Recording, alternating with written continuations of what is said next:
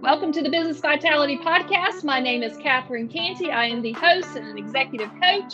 I work with teams, individuals, and leaders to help create measured leadership change. We do that using practical applications, and our clients are creating 100% measured results as seen by those around them. Not necessarily what I think or what they think, but what the other people are seeing. And they are being recognized for the hard work that they're doing. If you're interested in learning more about some of the work that we're doing, you can learn more at catherinecantey.com. I would love for you to subscribe to this show, to Business Vitality. This is my way to continue to pay it forward and share business best practices. Stay tuned and listen to the interview. Thanks for being here. Erin McKeighan, you are the Managing Director at Alvarez and Marsal, found on the web at alvarezandmarsal.com. Thank you so much for joining us. Thank you for having me. I'm really excited to be here today. I think this is going to be great. I'm curious, Erin, at a very high level, do you mind kind of sharing what Alvarez and Marsal does, what services they offer? Absolutely. So Alvarez and Marsal was founded in 1983 by Tony Alvarez and Brian Marsal. At the time it was founded, it was really a boutique restructuring firm. So supporting clients either in out-of-court workouts or in-court Chapter 11 processes. Today, we have over 7,000 employees. We offer a full suite of consulting, focused mostly on performance improvement, maximizing value for our client stakeholders, and working through crisis situations. We're in 35 different countries, and even though restructuring was our historic business line, it's certainly not the largest business line we have today. What other business lines do you offer? I'm curious. We have tax consulting. We have a group that supports private equity clients. There's a healthcare group. We have disputes and investigations. It's really a full suite of consulting services for both medium and large-sized corporations. That's fantastic. I imagine with the change in the market and the world that there's a big need for a little bit of help with restructuring organizations. And over time, stuff changes, and like what used to be no longer can sustain, So what kind of changes are you seeing when it comes to restructuring? And do you see any kind of trends that maybe you could share? Sure. And certainly the increases in interest rates have materially impacted businesses, particularly those with near-term refinancing and debt maturities.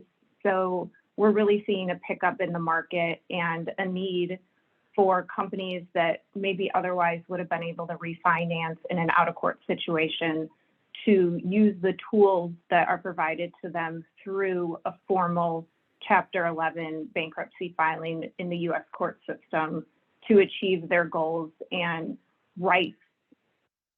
size their balance sheet for what operations look like today, as well as what they can afford given where the interest rates are and projected to continue to go up. When you're working with clients like this, I imagine you've got to build a lot of trust. They're trusting you. You've got to trust them to be able to work through the process. And I feel like that's one of the topics that just keeps coming back. That's vital in business today, is to be able to quickly be able to build that trust. Do you mind, maybe you have a story or two that you could share about, building trust effectively or efficiently that might help somebody else that's listening? Sure. And, I would do it in the lens of us still operating in this virtual environment. When you're sitting next to someone, the ability to show empathy and connect with them quickly and build that trust is so much more organic than looking at each other over a screen. And I say that recognizing that you and I are on a screen now, but we've really had to focus on the fact that, we are crisis managers. There is a human aspect to what we do. not only is the individual we're dealing with going through a turbulent time with their business, they're also in the back of their head thinking, how does this impact me? Are employee benefits going to change through this process? Are there amounts that are due to me in the future that maybe are going to be impacted? So it's really just taking a step back and remembering the human aspect. And I think that the ability to do that is really how you can build trust quickly so that you can effectively guide your client through a crisis. Yeah, the human aspect, I feel like we're losing that today. And I feel like we're probably going to see people getting back to the basics of like, how do you communicate? How do you make eye contact with people? How do you shake hands? Because we've been, in lockdown and not being able to be able to have the face-to-face conversations, like you said, with the screens. It's just not like what it was 5 or 10 years ago. We jumped on planes and we solved problems and we came home. And the human aspect, I think, is we're going to just have to get back to the basics, is my opinion on that one. Do you see, as you're beginning to build these relationships with new clients, that human aspect has really evolved and it's just different? In what ways is it different? Is it not just being in person, but do you feel like the communication skills are different? The listening skills are different? Do you mind talking a little bit about what you're seeing with the human aspect? Absolutely. I think it's important, even more so now than when we were in person. And we are in person with some of our clients. I've been working with a client this year and they like to have us there and they are back in the office. So it was so refreshing to go back to that a little bit. But I think active listening becomes even more important when you're communicating over the screen, and really taking the time to step back, hear what they're saying, pick up on the verbal cues, and to the extent there's nonverbal cues available over the screen, recognizing those, and then assessing the situation in a way that helps you to be the most effective communicator and connect as much as possible with your client. You lose the things over video, like the ability to stop by the executive assistant's desk and talk to her about her son's basketball game or the family barbecue she might have gone to. And at the end of the day, those types of conversations are the ones that are so valuable in building relationships. It's not sitting there and talking about the business or the problem at hand. It's getting to know the person. Yeah, it's definitely the human aspect. And I love the fact that you talked about, or that you just mentioned, the nonverbal skills and being able to really notice the nonverbals. And I was at a call not too long ago, and I can, the mouse, next to the computer, you've got the mouse and you've got the little rolly thing on it. And I can hear them in the background and they're just like rolling on this thing just constantly. And I'm just listening and I'm like, gosh, I wonder what's going on, that's not being said, but they're still talking and they're processing information, but I just hear them just hitting that rolling thing on their mouse. And I'm just wondering, what else is going on, or has it become a fidget toy and it's just there because that's what they've just been doing, is as they're thinking and they're processing, they're able to use that mouse to kind of just process and fidget away. But, it as far as like the nonverbal, even on just a phone call and I don't see what they're doing, you can still hear what's going on in the background and just be aware of, the voice reflection and the other noises that are in the background. And I don't know, I just think there's a lot there. Do you have a particular story of a nonverbal skill that you observed and just find it interesting, want to share? Absolutely. And your mouse example was perfect, because probably 3 weeks into COVID lockdown, I was participating in a pitch for a new client, and we were presenting to the CFO. And as we all gathered on Zoom for the pitch, she was very engaged and talking to the group. And within seconds of starting our initial pitch, I could hear the click, click, click you were just referencing. And it was so demoralizing, because at that point you're like, okay, well, we've totally lost her. And if we've lost her, that means, we're not going to be winning this pitch against our competitors. And I happened to be the only female on the pitch, and I was the only one that heard that click, click, click, because everyone else was so focused on, we have to tell her what A&M does. We have to tell her why we are the best in the industry, and we have to tell her why she needs to hire us. But because they went through that so methodically, there was the lack of recognition that, we had lost her anyhow. So she wasn't hearing what we were saying. Were you able, what were you able to do with that? Because you're in the process, you've got the deck, you've worked on it very hard to be able to sell your services. And then you hear that noise. And like you said, being a female on the team, sometimes we pick up things that maybe not everybody else is observing. I can see just, if a picture's crooked on the wall, I'm like, oh, we need to fix that. It's like this little stuff, and it's so silly, but maybe it's not silly. And so you hear that. What do you do in the moment, or what did you do? You still have to let people go through their motions, but then when it's time for questions and a more open dialogue, you can go back to the pieces that you thought may have been missed during that period where that distraction existed, and try to recoup. But it's kind of one of those things where, like, once you've lost them, it's an uphill battle. Yeah. Sometimes I know we would kind of decompress after some of those meetings and just kind of say, okay, this is what I noticed. And what did you notice? I'm sure you guys are doing that as well. And were you picking out that kind of stuff and sharing after the fact?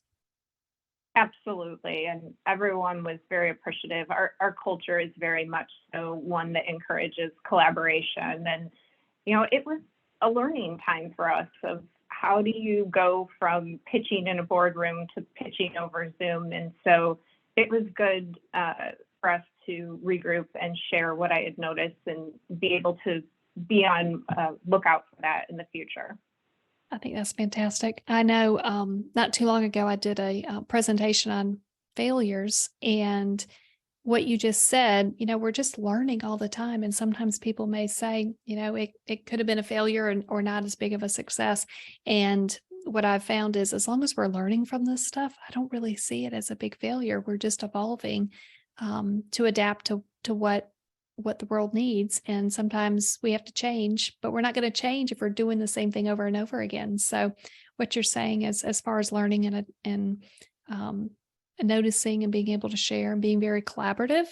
I know having collaborative teams over the years has just been a huge reason of success, for me and what I've been able to experience, because we all came together and had a common vision and a goal. So, do you mind kind of sharing a little bit?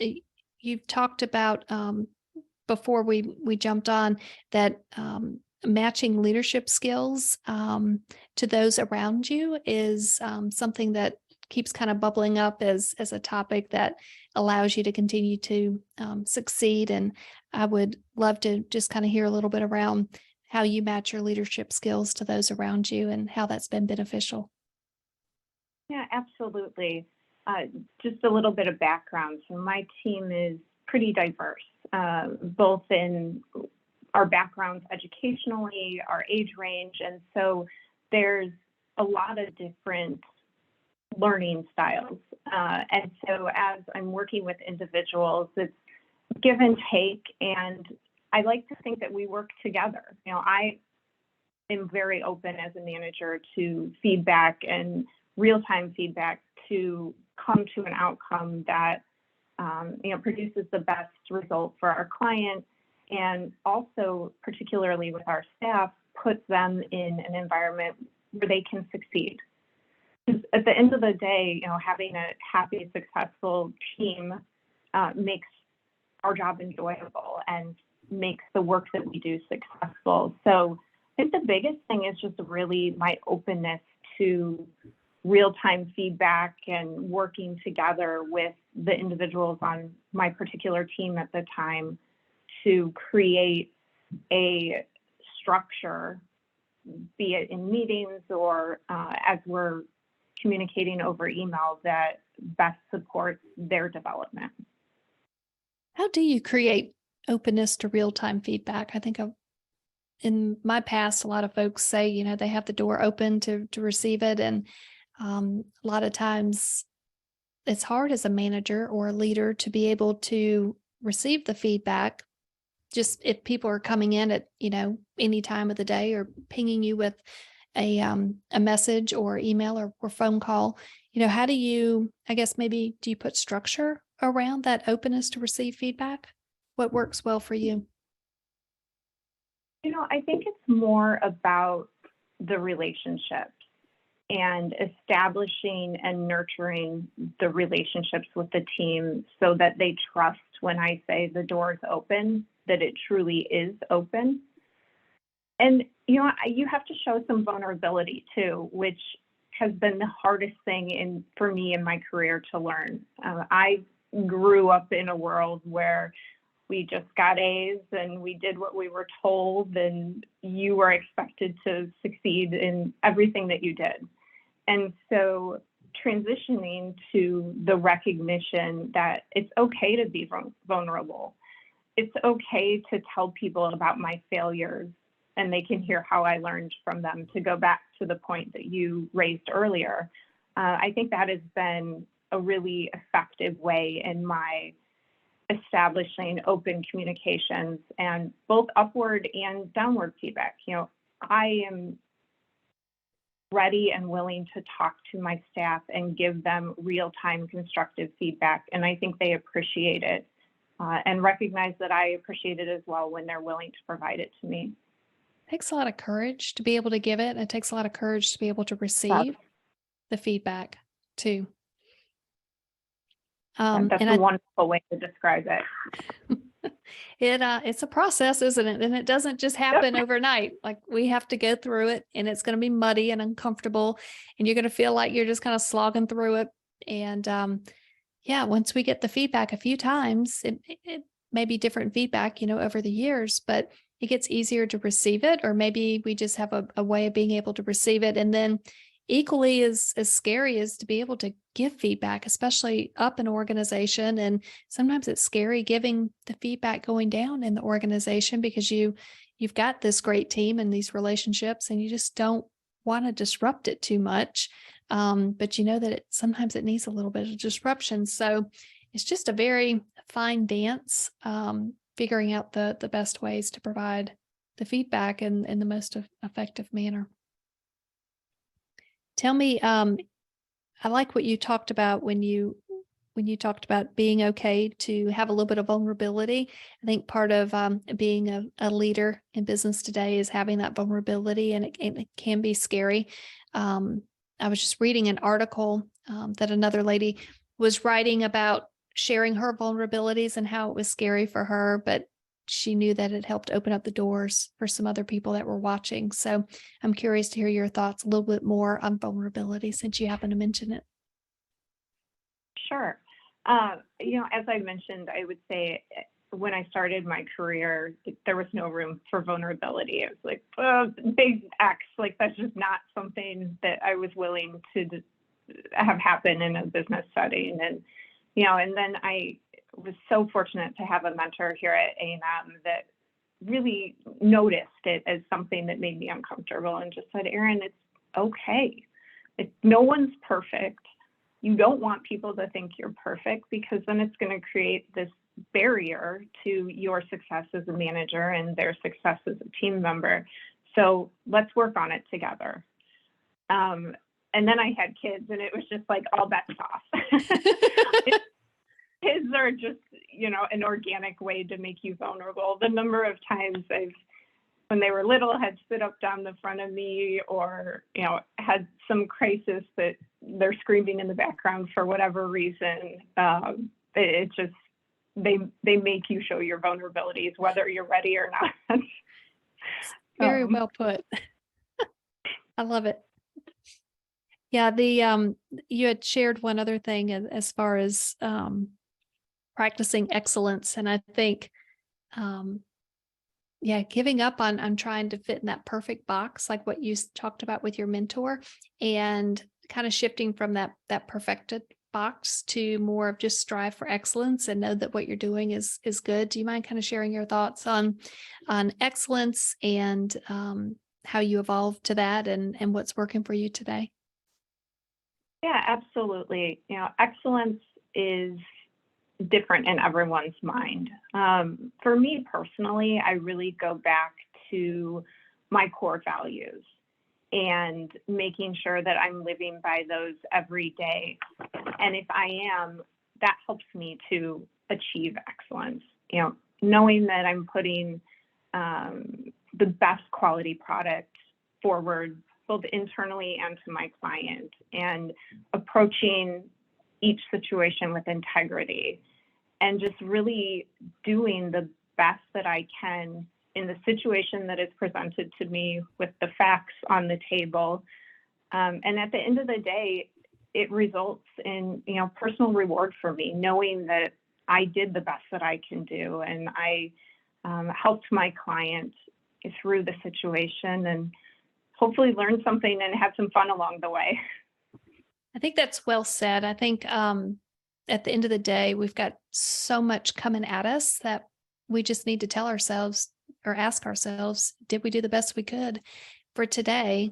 And then just let it be and not beat ourselves up over it, because it's so easy to say, oh, I should have and I could have, and all these other things that didn't get done. And we really need to focus on what we did accomplish and be okay with it. And I love how you tie that back into your core values and integrity, and knowing that you did the best that you could to be able to help your clients and to be able to help the team that you're working with.